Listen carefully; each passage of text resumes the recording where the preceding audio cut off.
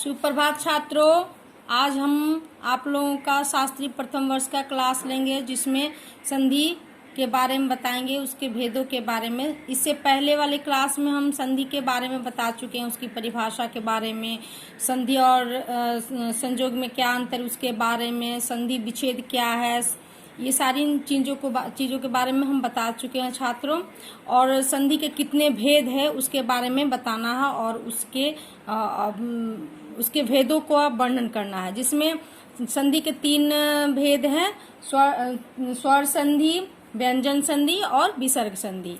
तो पहला हम छात्रों पढ़ेंगे स्वर संधि। तो स्वर संधि की परिभाषा छात्रों देखिए। स्वर संधि क्या? स्वर संधि में है जिसमें स्वर व्यंजन 2 होता है ना, तो स्वर संधि में होता है अ, आ, ई, उ, ए, ओ, औ, है ना। तो इसी तरह स्वर संधि है कि 2 स्वरों के आपस में मिलने से जो विकार या परिवर्तन होता है उसे स्वर संधि कहते हैं। यानी कि जब 2 स्वर, कल हम बताए थे छात्रों आप लोगों को संधि के बारे में कि संधि में 2 स्वर मिलकर या 2 व्यंजन मिलकर एक नए शब्द का, एक नए वर्ण का निर्माण करते हैं। तो इसी तरह कहते हैं कि 2 स्वरों के आपस में मिलने से जो विकार या परिवर्तन होता है उसे स्वर संधि कहते हैं। जैसे रमा जोड़ इस, रमेश, यहाँ रमा में आ है और इसमें ई है, यानी आ और ई मिलकर दोनों क्या बन गए? एक नए वर्ण ए का निर्माण हुआ। तो इसका अर्थ इसका जब हम ये संधि करेंगे तो रमेश हो जाएगा। ठीक है छात्रों, उसी को आ और ई जब मिलते हैं तो उसी का संधि होता है, उसे ही हम कहते हैं स्वर संधि। स्वर संधि के छात्रों 5 भेद हैं: दीर्घ संधि, गुण संधि, वृद्धि संधि, यन संधि, अयादि संधि। यानी स्वर संधि कितने भेद है छात्रों? 5, जिसमें पहला है दीर्घ संधि, दूसरा है गुण संधि, तीसरा है वृद्धि संधि, चौथा है यन संधि, 5वां है अयादि संधि। तो हम छात्रों आज दीर्घ संधि के बारे में देखेंगे क्या है।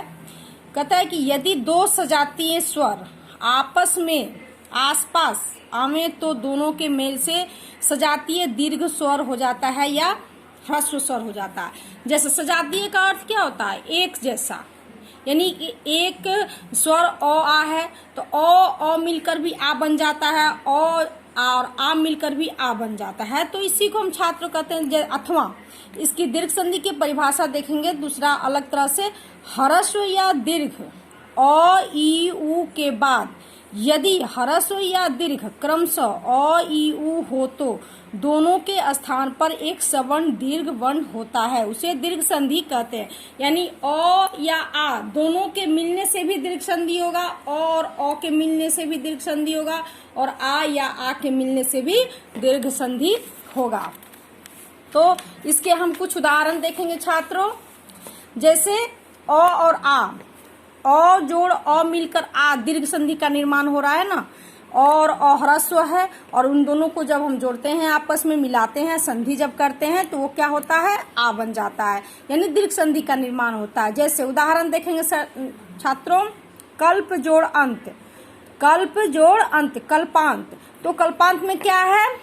प में अ की मात्रा है और अ, तो ये अ जोड़ अ मिलकर क्या हुआ छात्रों? आ, दीर्घ संधि का निर्माण हुआ, तो यहाँ हो गया कल्पांत। इसी तरह परम जोड़ अर्थ, परम में म में अ की मात्रा है और तो ये क्या हुआ? ये दोनों मिलकर क्या हो जाता है? आ का निर्माण करते हैं, तो ये हो जाएगा परमार्थ। इसी तरह धर्म जोड़ आत्मा, यानी कि धर्म म में अ की मात्रा है और अ जोड़ आ मिलकर क्या हो जाता है? तो भी दीर्घ संधि होता है। तो इसको हम क्या कहेंगे? तो अ और आ मिलकर धर्मात्मा शब्द का, नया शब्द का निर्माण हुआ। इसी तरह तथा जोड़ अपि, तो तथा में आ की मात्रा है और अ में अ की मात्रा है, तो आ जोड़ अ यानी कि दीर्घ जोड़ ह्रस्व भी मिलकर क्या हो जाते हैं? दीर्घ हो जाते हैं। तो इसका हुआ कि तथा जोड़ अपि मतलब तथापि। उसी तरह विद्या जोड़ आल, इसमें देखिए छात्रों, विद्या में आ की मात्रा है और आल है, यानी कि दोनों दीर्घ है, दोनों दीर्घ है, तो दोनों दीर्घ मिलकर क्या बन रहे हैं? दीर्घ संधि का नया निर्माण कर रहे हैं। तो यहाँ हो जाएगा विद्या जोड़ आलय, विद्यालय।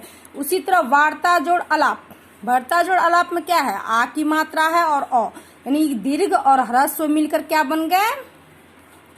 दीर्घ संधि बन गया। इसी तरह कुश जोड़ आसन, कुश में अ की मात्रा है और आ, यानी कि अ ह्रस्व हो गया और आ दीर्घ, यानी ये दोनों मिलकर क्या बने, दीर्घ संधि का निर्माण कर दिए। इसी तरह महाजोड़ आस है, इसमें देखिए छात्रों दोनों दीर्घ है, दोनों दीर्घ संधि है, यानी दोनों दीर्घ संधि है, तो दोनों दीर्घ संधि आ जोड़ आ मिलकर क्या हो गए, आ, तो इसका हो जाएगा महाजोड़ आशय महास है। ठीक है छात्रों, अगले क्लास में इसके दूसरे भेद के बारे में हम पढ़ेंगे स्वर संधि के। धन्यवाद।